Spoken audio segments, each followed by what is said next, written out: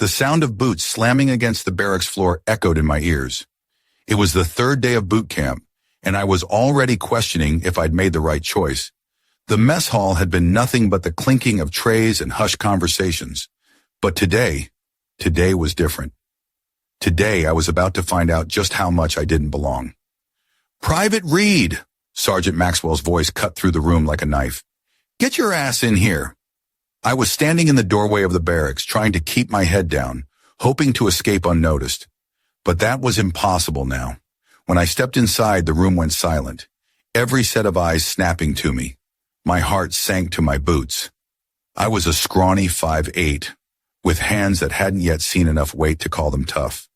The other guys were bigger, louder, more ready for this world of sweat and discipline. Me? I wasn't even sure I could handle it. "What the hell do you think you're doing, Reid?" Sergeant Maxwell's words came faster than a bullet. His eyes were narrowed, his face twisted in disgust. I opened my mouth, but nothing came out. "You think you can waltz into my boot camp and just coast by?" The room felt smaller, hotter. I could feel the eyes on me. The weight of their ridicule heavier than the pack I'd just lugged around for miles. "Yes, sir," I muttered, barely above a whisper, trying to get a grip on my shaking hands. "Yes, sir," he roared, his face inches from mine now. The other soldiers shifted uncomfortably in their boots, but none dared speak. "You're not ready for this. You're a joke, Reid." He turned, sneering as he paced back and forth. "You won't last a week. You don't even have the guts to carry your own weight." I swallowed hard, trying to keep the sting out of my throat. It wasn't the first time someone had called me weak. Hell, it wouldn't be the last. But this was different. He was right. I wasn't built for this. I had no business being here. And I could see it in the eyes of the others. Those who had grown up tough, those who had a hunger for this life. They were already counting me out. Maxwell's voice cut through the air again, harsh and unforgiving. "You're a liability to this unit. I want you in the back during the morning drills. Let's see just how fast you can fail. And trust me, you will fail." The others laughed. Some snickered, others just shook their heads, muttering under their breath. "You can't be serious," one of them said. "I bet he trips over his own feet." I thought that was the end of it. I thought I'd be the punchline for the rest of the week. The rest of boot camp, for that matter. What else was there to say when everyone already knew I wasn't cut out for this? But then everything changed in ways I couldn't imagine. As Maxwell stormed out of the barracks, I stood frozen. My boots, polished and stiff, felt like they were fused to the floor. I didn't want to look at the others. I didn't want to see the pity, the mockery, the judgment that followed me everywhere. I glanced down at the ground, trying to keep it together. That's when I felt it. Someone's gaze. It wasn't one of the mocking stares from the guys around me. This one was different. It was understanding. I turned slightly, and there he was. Corporal Tony Carter. He was one of the older guys. Tough as nails. A seasoned vet who could make any drill look easy. But today, for the first time, I noticed something in his eyes. He wasn't laughing. He wasn't turning away, pretending I didn't exist like the rest. He was watching me, studying me. I expected him to say something sarcastic, but he didn't. He just nodded once, like he saw something in me I hadn't even noticed yet. Then he looked away, walking off toward the door without another word. I didn't know what it meant.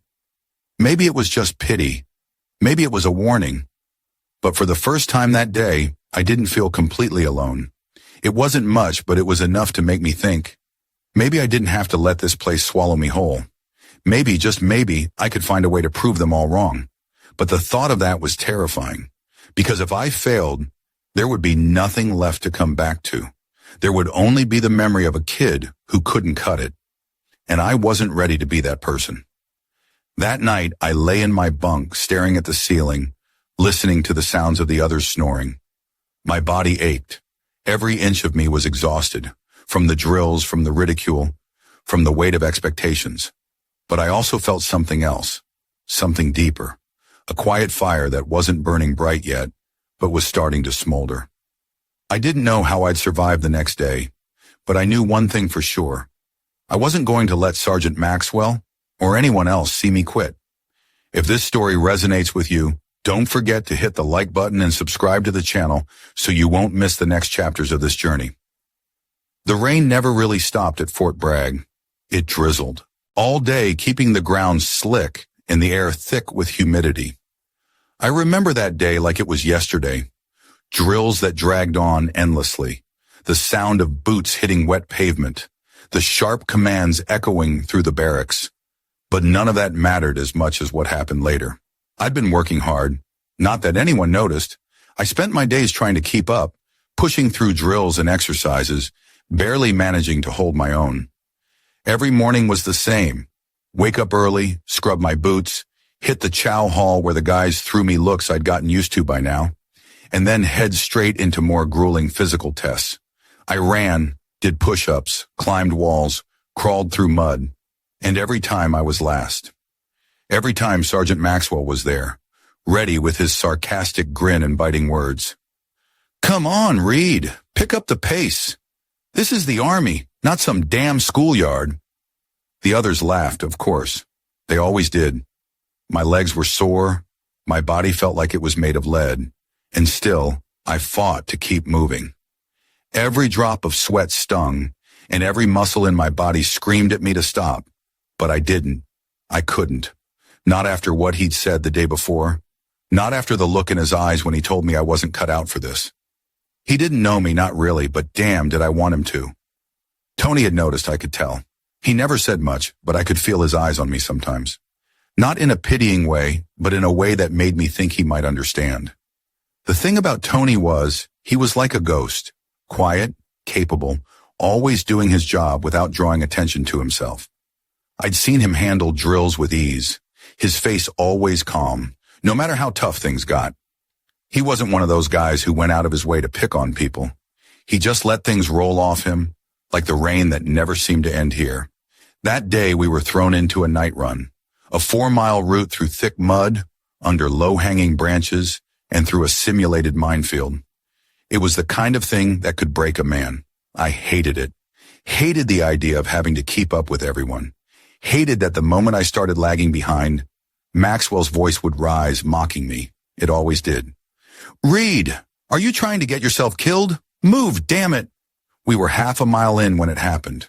My legs were shaking, my lungs burning, and the rain had started coming down harder. I felt like I couldn't breathe. Every step felt like a mistake, but I kept pushing. I couldn't be the guy who quit. Not now. Not ever. And then I tripped. My foot hit something soft, and before I knew it, I was flat on my back in the mud. The squad kept moving. I didn't even hear anyone slow down. It was just me, lying there, staring at the sky through the pouring rain. My heart hammered in my chest, a mix of embarrassment and rage flooding me. I wasn't weak. I wasn't. But that didn't matter anymore, did it? Maxwell came around the corner and saw me still on the ground. His eyes lit up, that sick satisfaction flashing in his face. "Well, well, look who finally gave up," he said, stepping toward me. "I should have known. Just like I said, Reid, you don't have the grit. You're not cut out for this life." The others started slowing down, their eyes flicking to me. I felt their judgment like a heavy weight on my chest. I couldn't get up. Not now.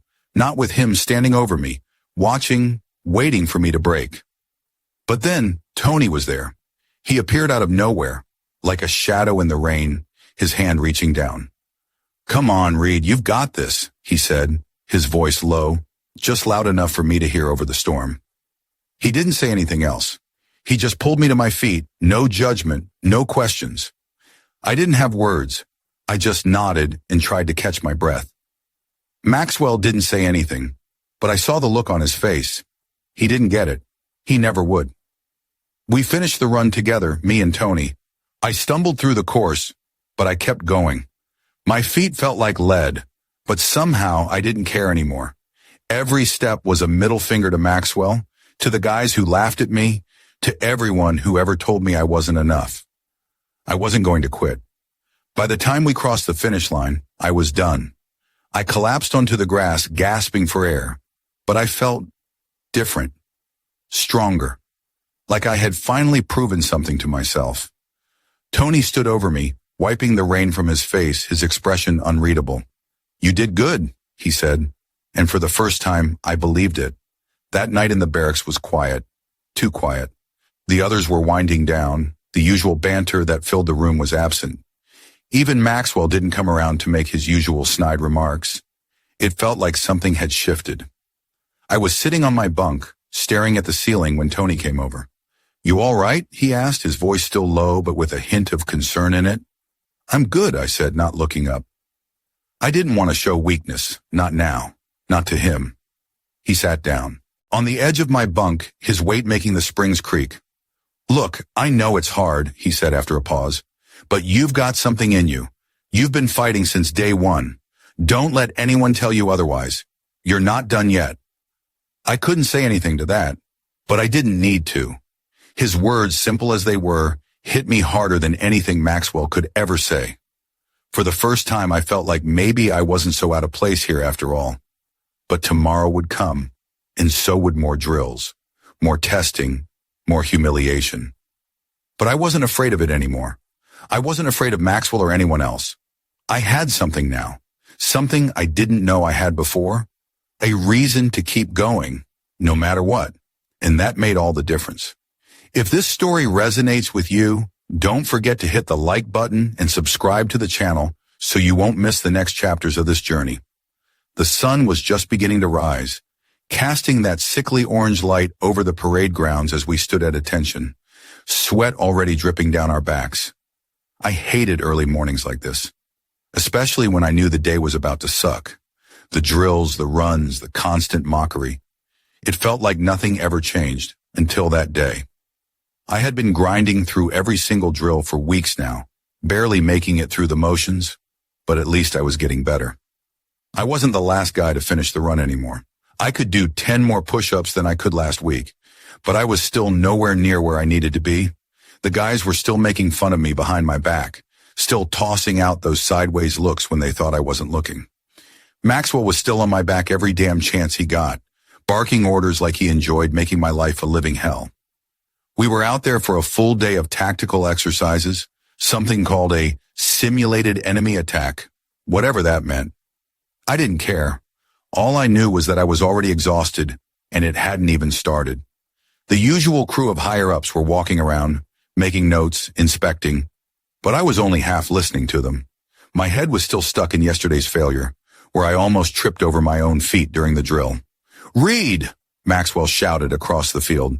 "You better move that ass before I come over there and make you run laps till you puke. You're holding the whole squad back." The words stung like they always did. Every time I tried, he was there, making sure I knew I wasn't good enough. But this time, I wasn't going to let it get to me, not today. "Maxwell, you want me to push harder?" I muttered, barely loud enough for him to hear. "I'll show you just how hard I can push." He didn't respond, but I saw his lips twitch into that arrogant smile. It was a look that made my blood boil. He was used to everyone falling in line, but I wasn't going to do that anymore. I focused on my task.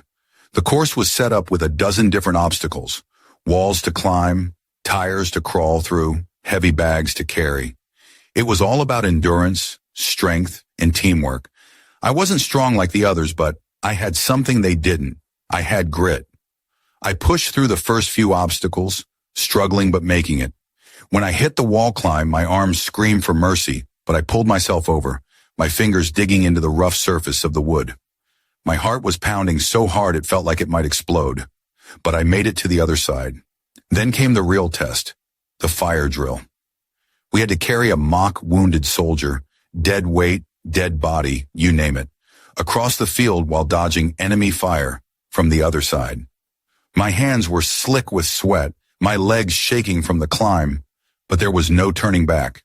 I grabbed the dummy and heaved it over my shoulders. The guys were ahead of me, already finishing the course, but I was behind, again. I was doing my best, but it wasn't enough. Not yet. My chest felt like it was about to cave in, my legs stiff with exhaustion. Maxwell's voice rang out again, like a constant reminder of my failure. "Reid, you're slowing down again.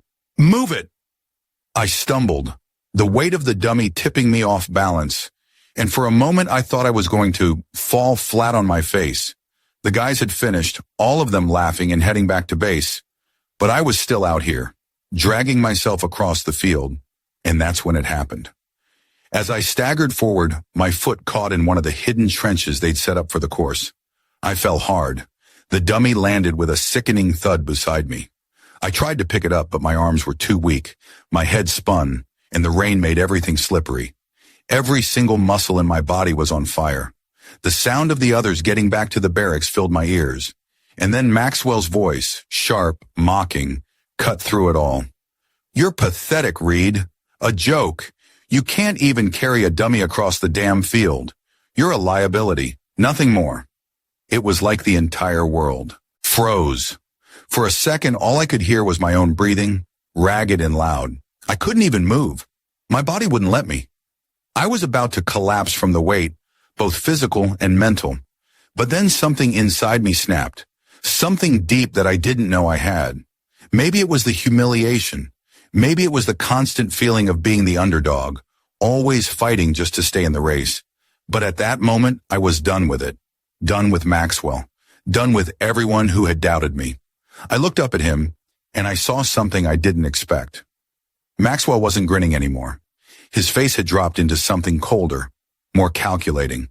But it didn't matter. I wasn't backing down. "Get up, Reid!" he shouted again, his voice almost frantic. "Get the hell up and finish the course, or I'll make sure you're sent home." There it was, the ultimate threat. "You think I'm weak, Maxwell? You think I'm nothing?" I managed to rasp out, my voice hoarse, shaking with the mix of anger and exhaustion. I slowly got to my feet, dragging the dummy with me. "No, Reid," he said, his voice suddenly quieter. "You're just not cut out for this. Maybe you should think about quitting. Save yourself the embarrassment." But that's when I did it.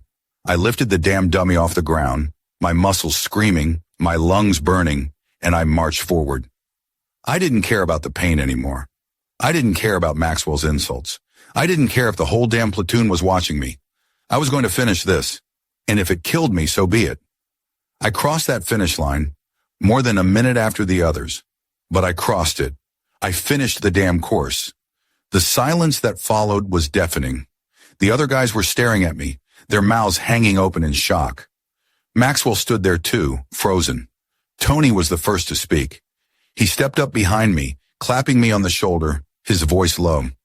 "You did it, Reid," he said. "You proved everyone wrong." I didn't know how to respond. I felt like I had just fought for my life, but it didn't matter.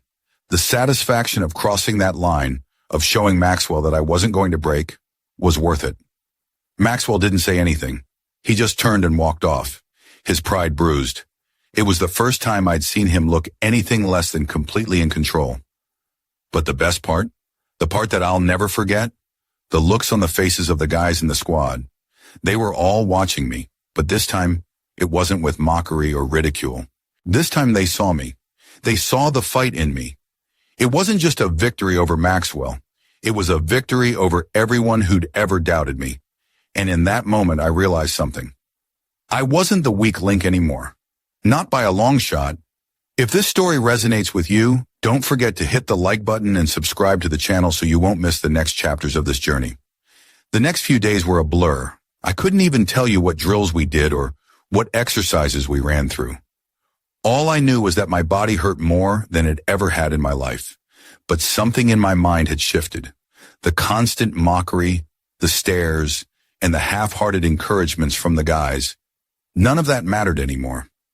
I was stronger now. Or at least, I thought I was. Maxwell didn't let up. He never did. Every morning he found a new way to make me the target. But I wasn't reacting anymore. I was keeping my head down, pushing through, not letting his words land. But that didn't stop him, and it didn't stop the other guys from watching, waiting for me to slip. The one thing that kept me going was Tony. Tony wasn't like the others. He never laughed when Maxwell made his jokes or when the guys tossed in their little insults. He didn't give me fake sympathy either. He just nodded at me sometimes like he saw something that the others didn't. I didn't get it at first, but now I understood. Tony wasn't here to baby me. He was here to show me that I could do it, if I wanted it badly enough. One morning after a particularly brutal PT session, We were all sitting in the chow hall, trying to get some food down between the drills. The room was noisy as always, soldiers talking about their latest victories in training, laughing, joking, talking trash. But me, I barely noticed the noise. I wasn't hungry. I was too busy replaying Maxwell's latest lecture in my head, the one where he told me I would never make it. "You're a damn joke, Reid," he had said, practically spitting the words. "If you can't handle the heat, you don't belong here, and I'm going to make sure you don't forget it." I sat there, the food on my tray untouched, my mind whirling. But then Tony slid into the seat next to me, breaking my focus. "You good, Reid?" he asked, his voice low. I met his eyes. He didn't look at me like everyone else did, like I was a punching bag. "Yeah, just trying to figure out what I'm doing here." Tony shook his head slowly. "You're here because you've got grit. That's why you're still here, even after all the shit they've thrown at you. Don't let it break you." I looked down at my tray, then at the mess hall floor. It felt like the walls were closing in on me. "I don't know if I can keep doing this," I muttered. "Maybe I'm not cut out for it." Tony leaned back, arms crossed, studying me. "You're stronger than you think. You've been fighting every day since you got here. That means something." He paused. "The thing is, no one cares how much you hurt on the inside. They only care about what you can do on the outside. And right now they're all watching you, waiting for you to crack." "I'm not going to crack," I said, my voice quieter than I intended. But even as the words came out, I wasn't sure if I believed them. The weight of everything was crushing me. Every time I thought I might catch a break, Maxwell would remind me I wasn't good enough. The sound of boots slamming against the floor outside the chow hall broke the silence, and I looked up to see Maxwell walking in, followed by a few of his goons. They were laughing, clearly enjoying themselves. But when they saw me, their expressions changed. Maxwell smirked. "Oh, look who finally showed up. Reid, the guy who's still trying to find his place in the army." The guys around him snickered. I could feel the heat rising in my face, but I didn't let it show. I just sat there, staring at my tray, trying not to let the tension break me. "You've been at the bottom for weeks, Reid. I'd say that's where you belong."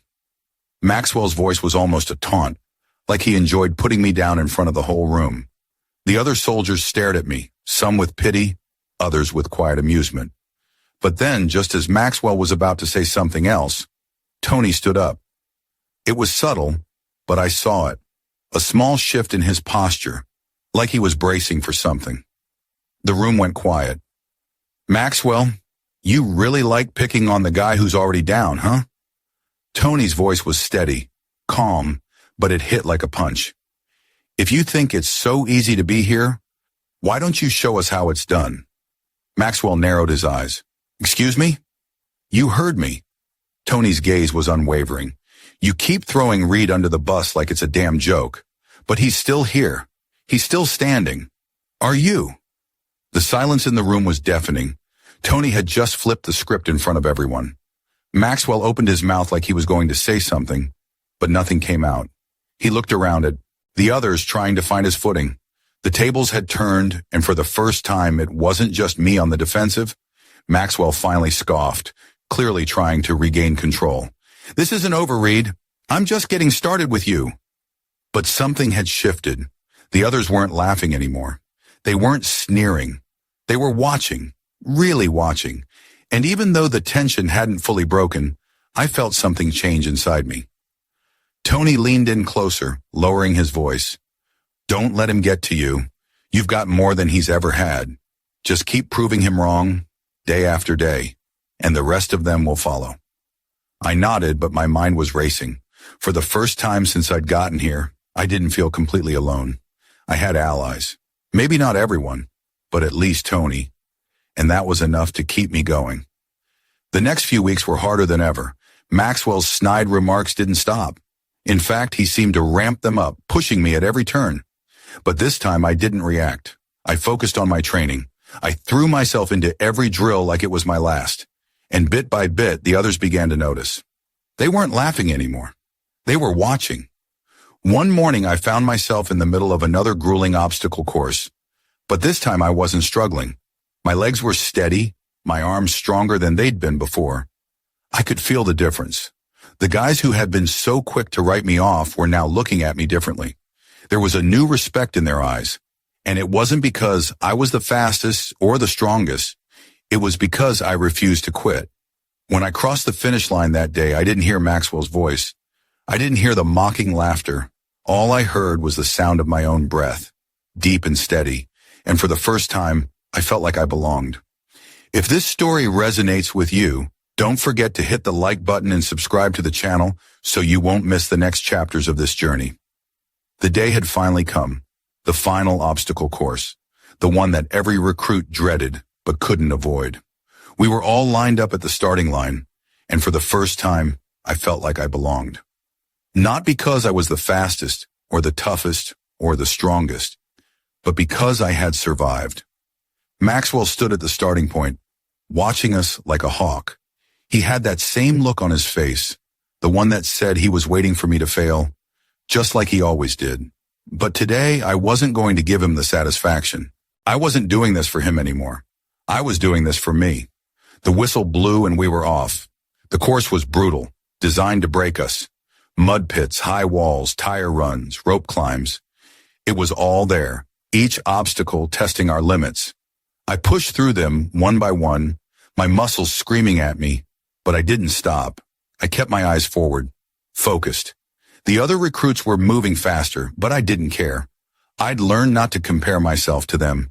Every step I took, I was fighting against the doubt, against the humiliation, against all those times I'd been told I wasn't good enough. Every grunt, every breath, every move was an answer to all the people who thought I wouldn't make it. I could see the finish line in the distance. My legs felt like they were going to give out, but I wasn't stopping. The other recruits had already crossed it, their voices fading behind me. But this was my moment, my chance to prove once and for all that I belonged here. I reached the final obstacle, the wall. It was the highest one yet, slick with rain, almost impossible to climb without help. I could hear Maxwell's voice from the sidelines, taunting me. "Go ahead, Reid. Try to climb that wall. You'll never make it. You never do." The words stung, but I didn't flinch. I planted my feet, gripped the wall, and started to climb. My arms were shaking, my fingers slipping, but I didn't let go. I was so close now I could taste the victory.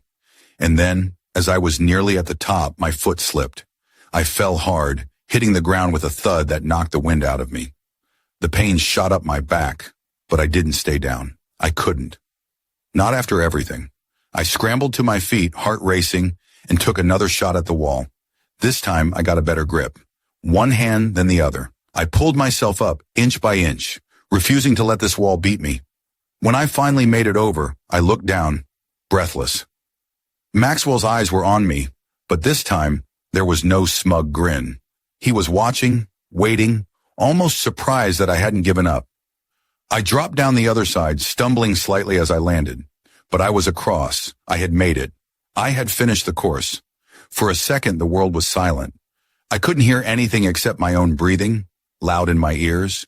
And then slowly, one by one, the other recruits started clapping. I stood there for a moment, stunned. The guys who had once mocked me, the ones who had called me weak, now they were giving me respect. Tony, standing at the front, gave me a nod of approval. He had been right. It wasn't about being the best. It was about not quitting. It was about proving everyone wrong, including myself. Maxwell was still standing there, but his expression had changed. There was no mockery now, no cruelty. For the first time, he was silent. I could see it in his eyes. He knew I had earned my place, and that was all I needed. Later that evening, as I sat in the barracks, I couldn't help but reflect on everything that had led me here. The insults, the doubts, the pain. All of it had shaped me, made me stronger. But it wasn't just about proving anyone else wrong. It was about proving to myself that I could do this. Tony sat next to me, his voice quiet but firm.